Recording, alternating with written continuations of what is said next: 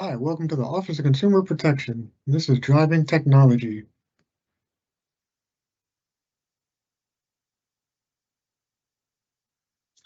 The purpose of this presentation is to provide information on current automotive technology that may allow you to continue driving safely and comfortably as you age.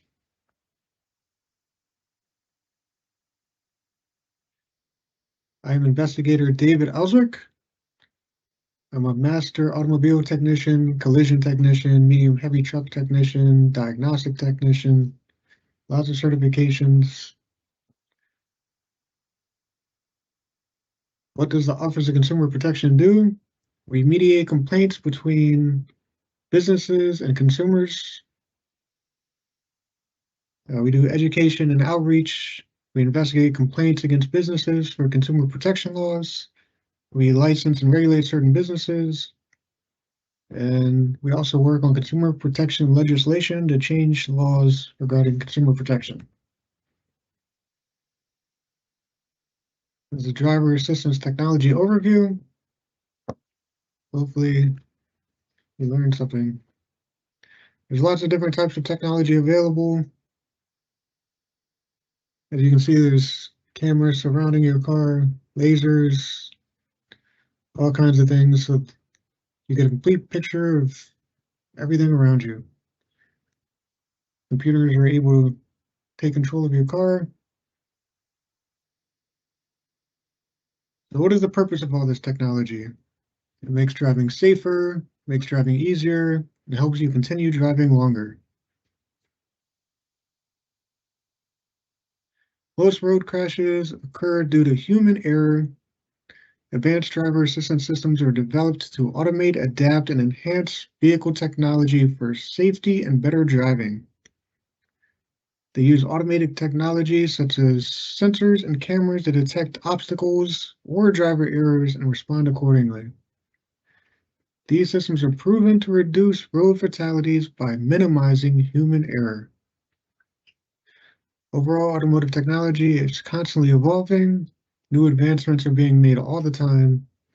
These advancements have the potential to improve safety, reduce emissions, and make driving more efficient and convenient.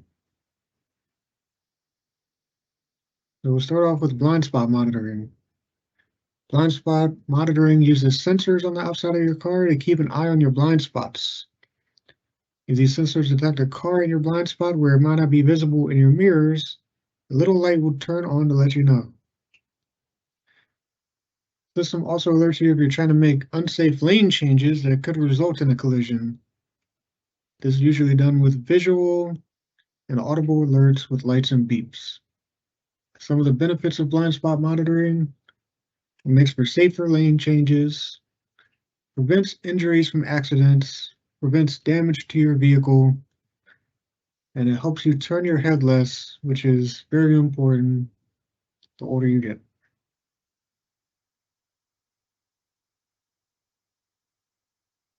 Here's a quick video demonstrating how it works. Blind spot detection systems use sensors that monitor nearby lanes and determine when other vehicles approach or enter a vehicle's blind spot. When this occurs, the system warns the driver with a visual alert, which usually appears either in or near the side view mirror. If the driver signals a turn or lane change, the alert changes. It may become brighter or flash, or an audible warning may sound.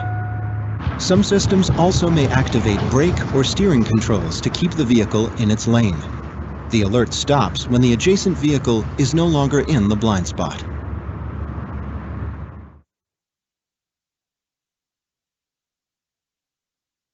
So does blind spot monitoring work? Blind spot monitoring has led to a 14% decrease in lane change crashes without injuries and a 23% decrease in lane change crashes with injuries. Decreases damage and injury claims. Next is rear cross traffic alert. Rear cross traffic alert builds on blind spot monitoring to provide the foundation. This feature works when you're reversing from your driveway or a parking space and you can't see traffic that is approaching from the. Typically, it also has an audible alert and visual warning on your car's reversing camera, which is where you're usually looking when you're backing. Them even vibrate seats and have other actual warnings. Note that radar blind spot monitoring systems usually but not always include rear cross traffic alert, but sometimes it's an extra add-on. Some of the benefits include you have to respond to an oncoming vehicle. Radar system may see other vehicles and pedestrians that may be hidden to the driver. It also leads to less backing accidents.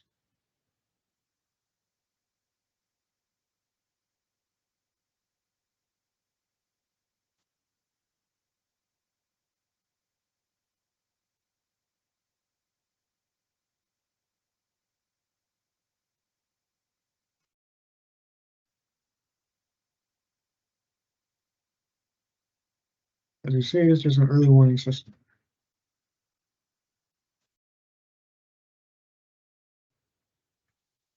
Rear cross traffic alert has led to a 22% decrease in backing crashes. If you include automatic braking and rearview mirrors, it has led to a 78% decrease in backing crashes. 10% decrease in claim rates for damaged vehicle to insured vehicles, and 28% decrease in claim rates for damage to others. Rear cross-traffic alert systems are designed to detect the presence of moving vehicles, but not all pedestrians, animals, bicycles, or motorcycles path. Also, they may not work as well when backing out of an angled parking spot. They also won't detect another car approaching directly behind or moving away from your vehicle. Next is forward collision avoidance, or forward collision avoidance with brake assist. Forward collision avoidance uses radars, lasers, and cameras to detect and warn drivers of other vehicles in front of your car. Some features can also detect objects, people, cyclists, and animals in the path of a moving car. This safety feature alerts the driver through visual or tactical methods. Although forward collision warning will not automatically stop a car, if you have automatic braking, it will automatically hit the brakes if the driver does not respond in time. Some of the benefits is that it detects a potential collision with a vehicle ahead and alerts the driver. It minimizes front to rear collisions and other accidents. It possibly applies the car's brakes when there are perceived road obstacles, which led to a reduction of high speed when vehicles are too close. And a quick video demonstration. Forward collision warning and autonomous braking systems monitor traffic in front of a vehicle and warn the driver of a potential collision. Sensors determine the distance and relative speed between vehicles. If the system thinks a collision may occur, it warns the driver, usually with an audible alert, which may be accompanied by a visual alert on the instrument panel or on the windshield. Some warnings may produce a physical sensation, like tugging on the safety belt or pulsing the brakes. Most systems also pre-charge the brakes to maximize their effect if the driver responds to the warning. If the driver doesn't brake or steer to avoid a collision, some systems may close the windows, tighten the safety belts, or adjust the seats and head restraints to reduce injuries. Some systems automatically brake the vehicle to mitigate the severity of a crash or prevent it altogether.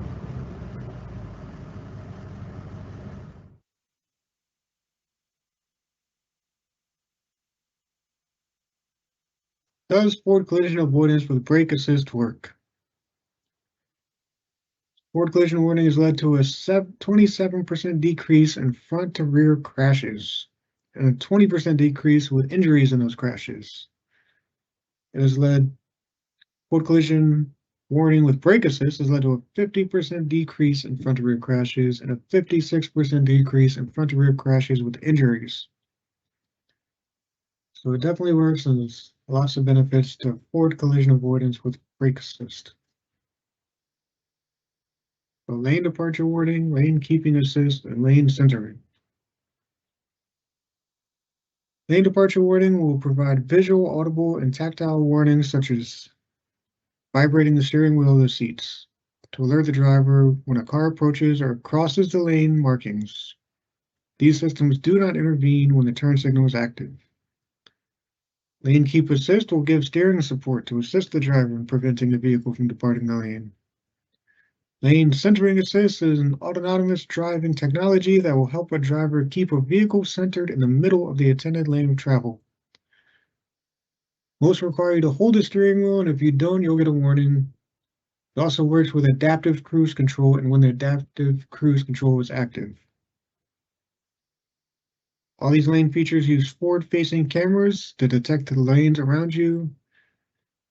They are also often linked so that they are used together in a vehicle.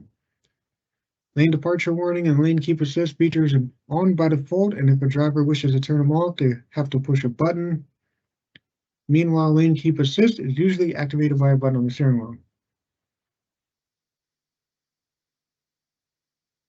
And a quick video demonstration. Lane departure warning and lane keep assist are systems that warn and assist the driver if their vehicle unintentionally leaves their lane without indicating. Both systems take into consideration the vehicle's speed and monitor the road position and visible lane markings by the use of a camera usually fitted at the top of the windscreen. Lane departure warning alerts the driver if they leave or drift out of their lane without indicating. Some manufacturers use a vibrating seat or steering wheel to warn the driver, while others use audio or visual alerts. Lane keep assist applies small corrective steering inputs to the steering wheel and may also apply braking to help keep the vehicle in the lane if the driver unintentionally leaves it. Lane keep assist is normally designed so that a driver can override the system if they are deliberately changing lanes but have forgotten to use the indicator. Research indicates that lane departure warning and lane keep assist can improve driving safety and reduce the number of collisions on our roads. However, drivers must always stay alert, as this system is only an aid to help you.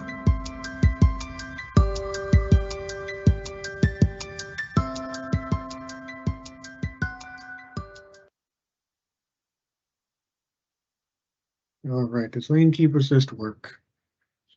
Lane departure warnings have led to an 11% decrease in single vehicle sideswipe and head-on crashes, 21% decrease in injury crashes of the same type. Lane keep assist has led to a 26% decrease in relevant accidents with injuries and fatalities. And according to a 2014 IIHS research report, 40% of fatal crashes involved drivers who erroneously strayed from their lane. Head-on collisions and sideswipes represent another 12% of deadly crashes. Adaptive cruise control. Adaptive cruise control is a traditional cruise control, but smarter.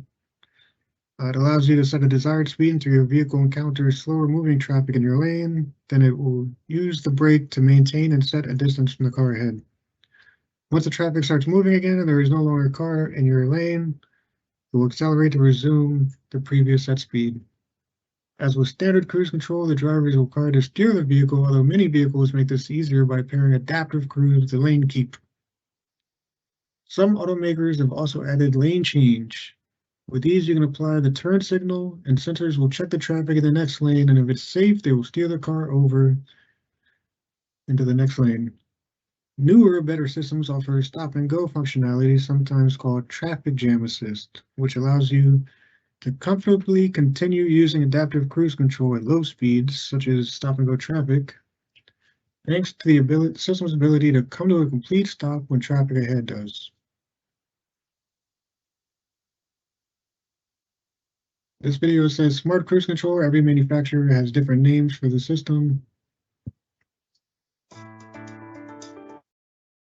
Smart Cruise Control. Smart Cruise Control system helps maintain distance from the vehicle ahead and drive at a speed set by the driver. The system can be switched on and off by pressing the driving assist button on the steering wheel. To set the desired set speed, operate up or down. To change the set distance from the vehicle ahead, press the Vehicle Distance button. While using SEC, the system can enter a standby state by applying the brake pedal or pressing the pause-resume switch. Pressing the pause-resume switch again reactivates the system at the previous set speed. When the system is in the standby state, operate the plus-minus switch up or down to set the current speed. The vehicle stops automatically and starts automatically if the vehicle in front starts in a short time. If a period of time has elapsed, start again by pressing the accelerator pedal or operating the plus-minus switch.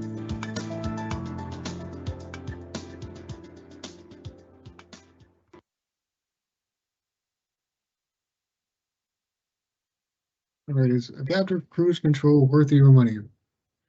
If you can learn to trust it, then it makes a very meaningful upgrade.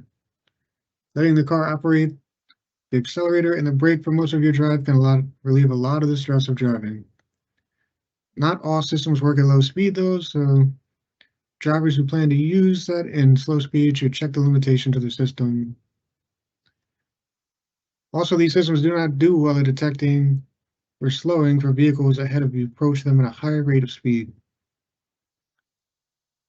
Adaptive cruise control systems form the building blocks for semi-autonomous driving. There's a lot of other vehicle options. Traffic sign recognition, which can recognize traffic signs in your path. Rain sensing windshield wipers, which can automatically come on if it starts raining. Park warning sensors, which help detect your vehicle proximity from any other obstacle. There's also a lot of advanced headlight systems with automatic headlights that come on as soon as it gets dark, automatic high beams that can detect vehicles around you and automatically turn on your high beams, and adaptive headlights. Adaptive headlights can have this high beam dimming feature, however, they're usually corner adaptive headlights as well. When you turn the steering wheel or your onboard sensors detect cornering forces, the headlights pivot to follow the road's curve. Some can also pivot up and down based on if you're going on a hill, and some sophisticated systems even adjust the bulb angles depending on how fast you're going to throw light further or closer. There are some issues in maintenance involved with these sensors.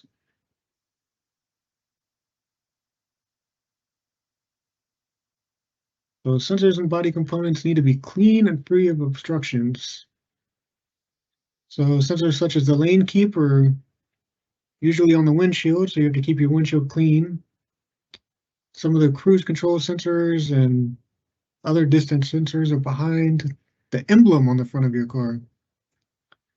So you want to keep the emblem clean so that the radar can shine through it. Also, body damage may prevent the components from seeing through. Also, most component manufacturers state that the sensor is safe in a collision, it should be replaced. Some of these sensors are very expensive. So sensors need to be aligned and calibrated after a windshield is replaced, after a collision, and after any of the sensors have been removed or replaced. Usually you need a wheel alignment when replacing the sensors so that your vehicle knows that it's going in a straight line. And also a road test. The technician should also perform an extended road test to make sure that the systems are working properly. A lot of warning lights may be normally illuminated and might not be a sign of failure. So some of these, such as a snowflake, might just be warning that it's cold outside. So always check your owner's manual for information before using your time and money taking your vehicle to a repair shop. You don't want to go to a repair shop and spend a whole bunch of time and money to find out that the light your vehicle has is normal. So the future of cars is likely to be shaped by several emerging trends and technologies that are transforming the automotive industry. Some of those are electric vehicles. They're gaining popularity due to their improved battery range and lower costs. Electric vehicles require a lot less maintenance. They're usually a lot cheaper to maintain in general. Autonomous vehicles, all of the systems described earlier, lay the foundation for autonomous vehicles. Connected cars are becoming increasingly connected with features like onboard internet and advanced driver systems like we described before that provide real-time data and analysis to drivers. Mobility as a service. The rise of car sharing services leading a concept of mobility as a service where you might not even need a car. You can hail an autonomous vehicle anytime, and it might even be cheaper than paying for a car note and insurance. Overall, the future of cars is likely to be shaped by a combination of these and other emerging trends and technologies, which have the potential to transform the way we move and live. Thank you, and remember, if it sounds funny, keep your money. Thank you for watching. Did you enjoy this video? You can find more consumer education videos like this one on both our website, www.montgomerycountymd.gov/OCP, as well as on our YouTube page at ConsumerWise.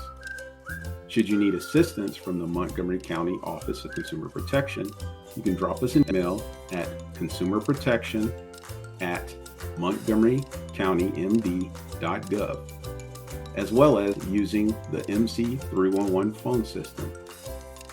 Well, take care and see you soon.